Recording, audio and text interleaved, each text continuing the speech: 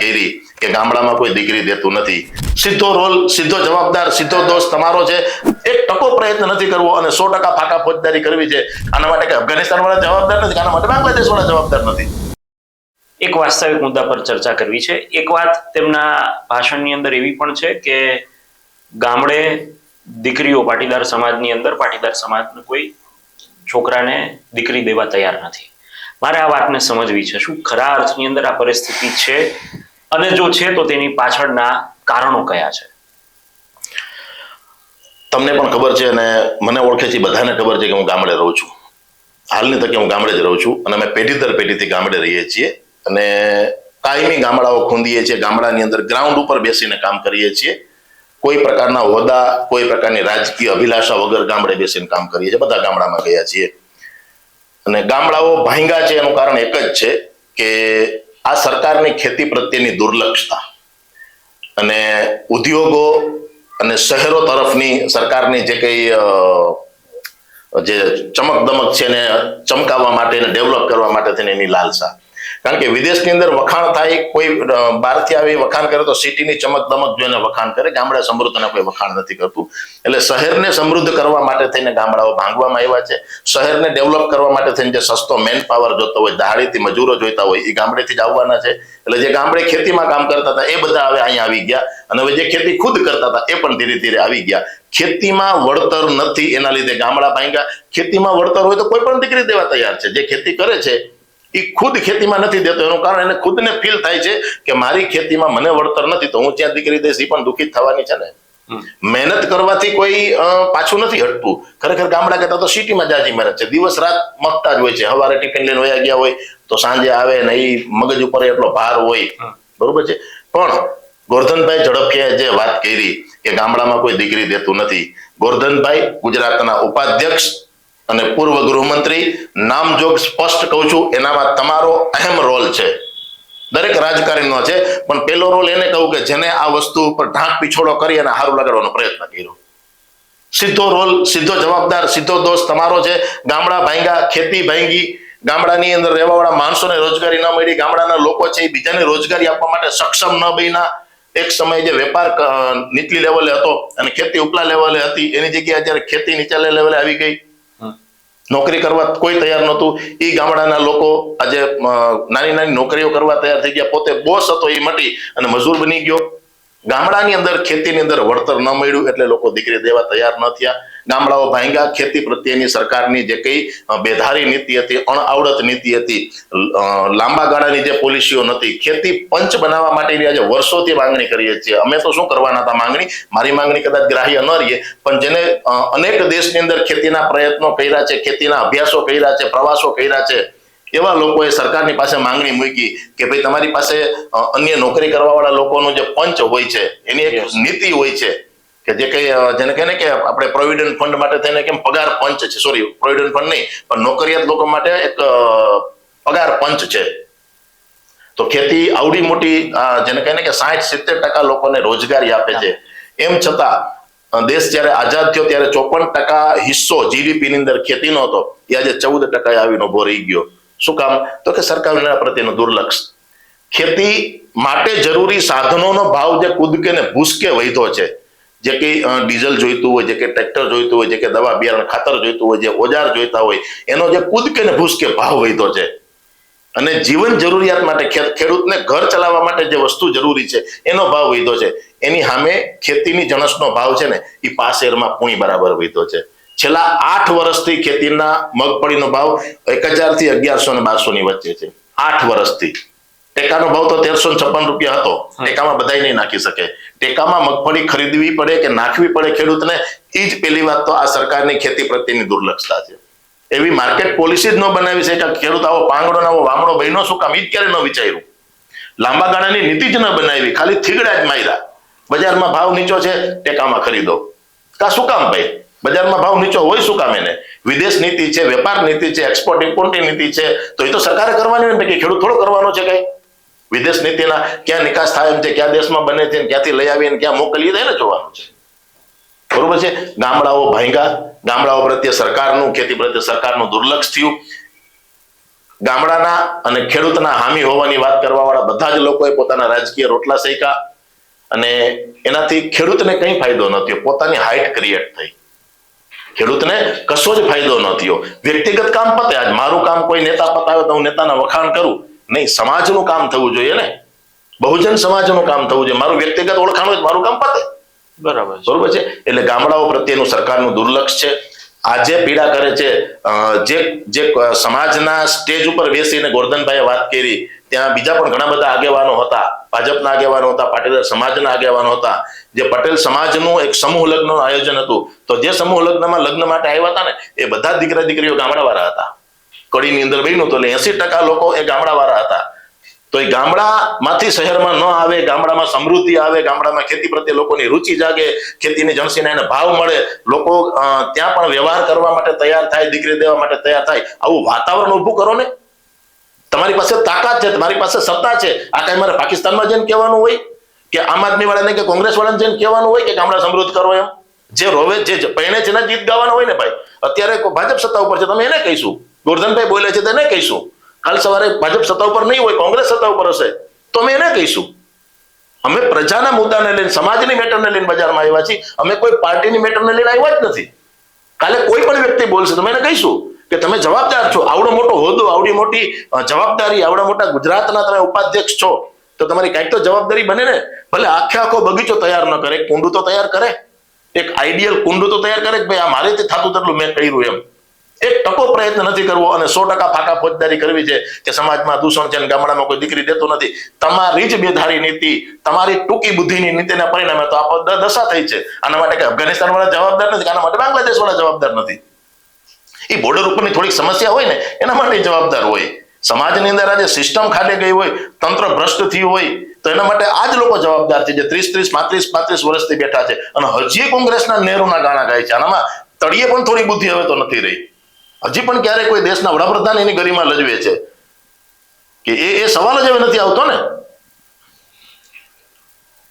તો પ્રશ્ન એ આવે છે કે તમે જે તમારી વેદના ઠાલવી, જે કહ્યું કે ગુજરાતના ગામડાઓને સમૃદ્ધ કરવાની વાત, એ કદાચ 27 વર્ષથી એક ધારો શાસન જેમને જનતા ચૂંટીને મોકલી રહી છે, જેમને ખેડૂતો ચૂંટીને મોકલી રહ્યા છે અને વારંવાર સત્તા પર એ લોકો આવી રહ્યા છે, એવી યોજનાઓની વાત અનેક વખત કરવામાં આવે છે, જાહેરાતો કરવામાં આવે છે. હું આ પ્રશ્ન પર એટલા માટે આવું છું કારણ કે એક સામાન્ય વ્યક્તિ તરીકે શહેરમાં બેઠો છું ત્યારે મને એવું જ લાગે છે કે સરકારે અનેક યોજનાઓ ખેડૂતો માટે બનાવી છે. સરકારે જે જાહેરાતો કરી છે, 24 કલાક વીજળી તો સરકાર આપે છે, 24 કલાક પાણી તો સરકાર આપે છે.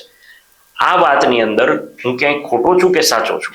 શહેરમાં વસતો એક સામાન્ય નાગરિક જે નોકરી કરે છે, કોઈ ધંધો વેપાર કરે છે, એ વાતથી પરિચિત નથી. એ તો સરકાર કહે છે કે અમે આ કરીએ છીએ, જાહેરાતો મારે છે, તેના હોર્ડિંગ્સ લાગે છે, એના ઉપરથી માને છે, છાપામાં જાહેરાતો આવે છે તેનાથી માને છે. વાસ્તવિકતા શું છે? જો કોઈ પણ યોજનાની અમલવારી તબક્કાવાર થતી હોય એટલે અહીંયા આમ હોર્ડિંગ્સ લાગી ગયા એટલે બધાને એમ થઈ ગયું કે ના અહીંયા આ બધું થઈ ગયું એમ. જસ્ટ તમને એક એક્ઝામ્પલ આપું ને તો થોડાક વર્ષ પહેલા રાજકોટની અંદર ત્રિકોણબાગ ને અહીંયા બધે મોટા મોટા હોર્ડિંગ્સ લાગ્યા હતા કે ગામડે પશુની સારવાર માટે થઈને એક એમ્બ્યુલન્સ, જેવા રીતના સિટીમાં કેમ આપણે 108 છે, ગામડે પણ 108 છે, અને એ તમામ લોકોને તમામ એરિયાને આવરી લીધું છે. બરોબર છે. પણ ઓલું જે છે ને એ રાજકોટમાં હોર્ડિંગ્સ લાગી ગયા, સિટીમાં હોર્ડિંગ્સ મોટા મોટા બોર્ડ લાગી ગયા કે ભાઈ ગામડે પણ ખેડૂતને માલધારીને પશુઓને સારવાર ઘરે બેઠા મળશે. પણ એ આખા રાજકોટ જિલ્લાના 600 ગામ છે તો 10 ગામ વચ્ચે એક મૂકવાની થાય. એ નિયમ પ્રમાણે 10 ગામ વચ્ચે એને મૂકી હતી તો 60 હોવી જોઈએ ને. 600 ગામ માટે 60 હોવી જોઈએ. પ્રાયોગિક ધોરણે 3 મૂકી હતી. આ આંકડાકીય માહિતી હકીકત છે. બરોબર છે. પ્રાયોગિક ધોરણે 3 મૂકી અને આખું રાજકોટ ચિતરી દીધું કે ભાઈ ગામડે પશુઓને સારવાર માટે ફોન કરો ને સીધી એમ્બ્યુલન્સ આવી જાય એમ. હવે 3 માંથી 10 ને 10 માંથી 30 ને 30 માંથી 60 થતા તો 2 દહક આવી જાય. હજુ પણ 50% નથી પહોંચ્યા. આખો એનો કોન્ટ્રાક્ટ જ એને બીજાને આપી દીધો હતો. એટલે એ ગવર્મેન્ટનો કોઈ ડિપાર્ટમેન્ટ જ નહોતો એની અંદર. સરકાર તો ગ્રાન્ટ પાડવી દીધી અને એનું સંચાલન ને બધું જે કે હતું એને પ્રાઇવેટ કંપનીને સોંપી દીધું 108 ની જેમ જ. બરોબર છે. એટલે વાસ્તવિકતા આ છે કે ભાઈ ગામડા માટે થઈને આટલું ફંડ, આટલા આંકડા, આટલી યોજનાઓ, પણ એની અમલવારી કેટલી થઈ? હજી ગઈકાલનો જ બનાવ છે કે ભાઈ સુરેન્દ્રનગર બાજુના ખેડૂતો પાણી ચોરી કરે છે અને એને પાસાની અંદર એક વ્યક્તિને ધકેલી દીધો. મારે વાત થઈ ત્યાં મારે રાજુભાઈ કરોપડા અને રામકુભાઈ કરોપડા જે ખેડૂત આગેવાનો લડે છે તો મારે ત્યારે વાત થઈ હોય કે ભાઈ આ 200 300 ખેડૂતો ઉપર સરકાર સીધી એફઆઈઆર દાખલ કરે. ખેડૂત બીકનો માર્યો બિચારો ફોન બંધ કરીને બીજા ગામમાં વયો ગયો. ખેતીની જણસ ફૂંકાય, બગડે, બરબાદ થાય. એક વ્યક્તિને તો પાસામાં ધકેલી દીધો. મારા ખેતરની બાજુમાંથી કેનાલ નીકળી છે અને એ કેનાલનું પાણી મને ન મળે ને મારો પાક સુકાતો હોય તો મારે કરવાનું શું? સીધી સાદી વાત છે ને. ખેડૂતે પાણી લઈને વેચ્યું તો નથી ને. એની નજર સામે એના જીવ જેવો પાક બળતો હોય, એના ઉપર એનો મદાર હોય બધો, એ પાક ફેલ થાય છે અને સરકાર વળતર નથી આપતી ને ખેડૂતો ઝાડવે લટકીને મરી જાય છે. નજર સામે બને છે ને બનાવો. તો એને પાણી ખેતરમાં ઘઉં પાવા માટે કે ચણા પાવા માટે વાપરું, તેમાં બિચારા ક્યાં મોટો ગુનો કરી નાખ્યો. નહીં, પણ સરકાર તો એવું કહે છે કે અમે દરેક ખેડૂતને પાણી આપીએ છીએ, 24 કલાક વીજળી આપીએ છીએ. 24 કલાક વીજળી નથી આપતી, 8 કલાક વીજળી આપે છે. બરોબર છે. 8 કલાકની અંદર 8 વખત, 5 વખત, 10 વખત વીજળી ઝટકા મારે છે. ઉદ્યોગની અંદર વીજળી ઝટકા નથી મારતી ક્યારેય. કોઈ પણ કારખાનું હોય ને એમાં વીજળી ઝટકો ન મારે. એના પાવર કાપ માટે ફોન કરે. આમ તો બુધવારે પાવર કાપ હોય, પણ એ સિવાય અચાનક કોઈ એવો ફોલ્ટ હોય તો કહી દે કે ભાઈ કાલે આટલાથી આટલા વાગ્યા સુધી બંધ રહેશે. એની મશીનરી છે, એના જે કઈ માલ છે બગડે નહીં એટલે એને અગાઉ સૂચના આપી દે. અમને 8 કલાકમાં 5 વાર ને 10 વાર શું કામ ઝટકા મારે? તો કે એના માટેનું જે ઇન્ફ્રાસ્ટ્રક્ચર છે ને, જે લાઈન છે, જે થાંભલા છે, જે કઈ ગ્રીડર છે, પાવર ગ્રીડર છે, જે કઈ ટીસી છે, એ બધા બાબા આદમ વખતના છે. બાબા આદમ વખતના છે. ઉદ્યોગમાંથી જે ટીસી ને રિજેક્ટ કરીને કાઢે ને રિપેરિંગ કરે, એમાં ઓઇલ બદલાવે અને જે વેલ્ડિંગ કરીને હાંધા મારીને પછી ખેતીમાં જવા દે. ઇન્ફ્રાસ્ટ્રક્ચર જૂનું છે, જૂની વાયડુમાં છે, બધાને ખબર છે. તો શું કામ આના પ્રત્યે આટલી દુર્લક્ષ ને શું કામ એને સિરિયસ નથી લેતા?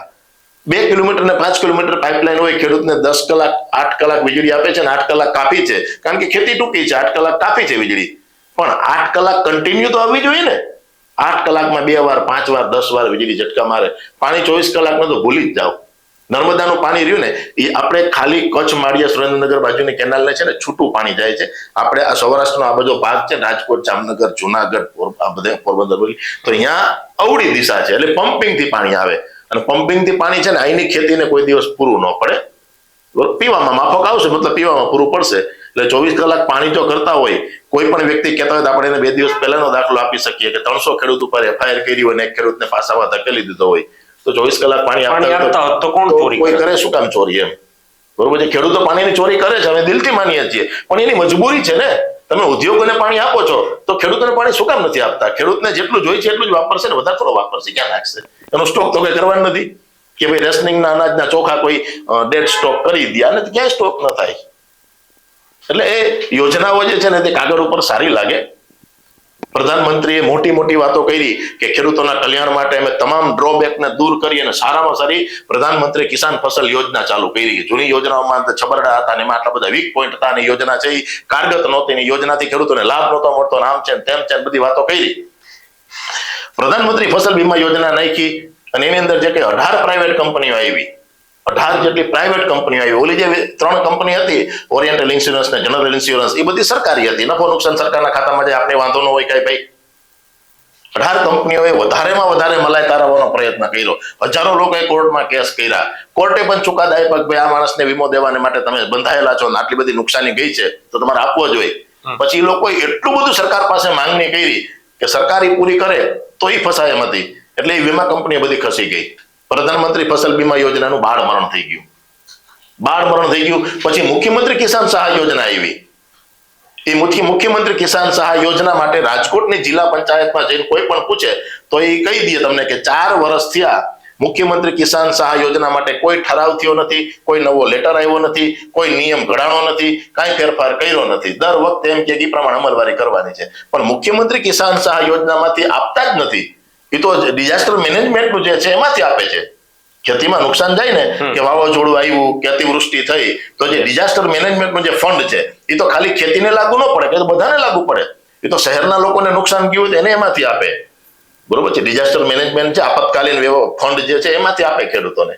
તો મુખ્યમંત્રી કિસાન સહાય યોજના છે એ તો કે એમને એ જ કન્ડિશનમાં, જે કન્ડિશનમાં લેવા હતા એ જ કન્ડિશનમાં એનો હું દર વખતે જાઉં જિલ્લા પંચાયતની અંદર જઈને કહું કે ભાઈ આ નુકસાન ગયું છે ને આ જગ્યાએ આ રીતના થોડુંક વાતાવરણ પલટો માર્યો એટલે આ ખેડૂતોનું નુકસાન ગયું છે, તો આ યોજનાની અમલવારી માટે શું? તો એમ કે ભાઈ પહેલેથી એમને જે છે એ જ પરિપત્ર છે, એમાં કાંઈ નવો ફેરફાર, કોઈ ઠરાવ, કોઈ ચર્ચા વિધાનસભામાં કાંઈ કરતા નથી. અચ્છા, પણ એ મુજબ સહાય કરે છે નહીં. મુખ્યમંત્રી કિસાન સહાય યોજના આખી યોજના અભેરાય ચડાવી દીધી છે, બંધ નથી કરી, અમલવારી નથી કરતા. જે કંઈ થોડું ઘણું ક્યાંક આપે છે સર્વેનું ડિંડક કરીને તો એ ડિઝાસ્ટર મેનેજમેન્ટના ફંડમાંથી આપે છે. મુખ્યમંત્રી કિસાન સહાય યોજનામાંથી કંઈ જ આપતા નથી. આ ઓન પેપર વસ્તુ છે.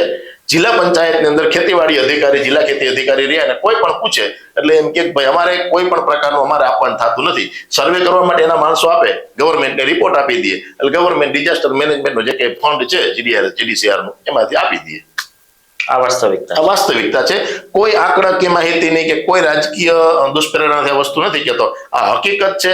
વર્ષમાં 2 વખત જિલ્લા પંચાયતે જઈને એની નકલમાં કાંઈ ફેરફાર અપડેટ હોય તો હું માંગુ છું એટલે મને મેઇલ કરી દે કે વોટ્સએપ કરી દે છે કે આ જે ગયા વર્ષે હતું જ આ વર્ષે છે. વિધાનસભામાં આવડા મોટા ગુજરાતના 55 લાખ ખેડૂતોને સ્પર્શતો મુદ્દો છે. વાતાવરણ પલટો મારે છે, ક્લાઇમેટ ચેન્જ થાય છે, ગ્લોબલ વોર્મિંગ આવે છે, અતિવૃષ્ટિ થાય છે, પાક બગડે છે, રોગ આવે છે, તો એના માટે ચર્ચા કરવાની ફુરસદ જ નથી. કે ભાઈ ગયા વર્ષે આજે કઈ મુખ્યમંત્રી કિસાન સહાય યોજનાના જે કઈ અમલવારી કરી એમાં આટલી ડ્રોબેક રહી ગયા કે આ ખામી રહી ગઈ, તો આ વર્ષે કંઈક સુધારો કરીને એની અંદર લઈ આવીએ જેથી કરીને ખેડૂતોને નુકસાનીનું વળતર મળે ને એ આત્મહત્યા કરતા બચે ને ગામડા છોડતા ખેતી ભાંગતી બચે. આવો એની પાસે ફુરસદ જ નથી. અને મોટા બોર્ડ લાગી જાય ખેડૂતોને માટે, આ યોજના ખેડૂતો માટે, તે યોજના ખેડૂતો, કાગળ ઉપર બધો ખર્ચ થાય, કાગળ ઉપર બધો ખર્ચ બતાવે. BCI કરીને એક પ્રોજેક્ટ છે ગવર્મેન્ટનો, બેટર કોટન ઇનિશિયેટિવ કરીને પ્રાઇવેટ કંપનીઓને આપ્યું છે. ખેતીના ઉદ્ધાર માટે એને અબજો રૂપિયાનું ફંડ આપે છે અને એ લોકો ગામડાઓ ખૂંદીને સર્વે કર્યા રાખે, કાગળિયા ચિત્ર રાખે, રિપોર્ટ પહેલા રાખે અને એની પાછળ લાખો કરોડો રૂપિયાનું ફંડ સરકારી સંસ્થા છે, NGO ને કામ આપ્યા છે. સત્યાત મંથનની યુટ્યુબ ચેનલ સબસ્ક્રાઇબ કરવાનું અને બેલ આઇકોન પ્રેસ કરવાનું, સાથે જ સત્યાત મંથનનું ફેસબુક પેજ લાઇક અને ફોલો કરવાનું અને ઇન્સ્ટાગ્રામ પેજ સાથે જોડાવાનું પણ આપ ચૂકશો નહીં.